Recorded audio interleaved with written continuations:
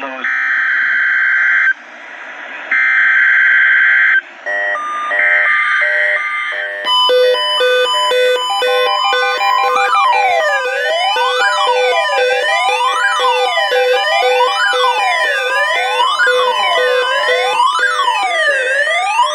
Weather radio warning device. It's like a police During sign. potentially dangerous weather situations, specially built receivers are automatically activated to warn of the impending hazard.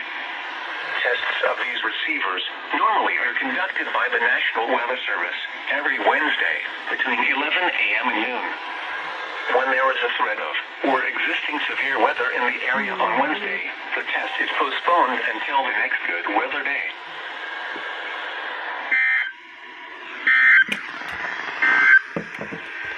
Here is the forecast.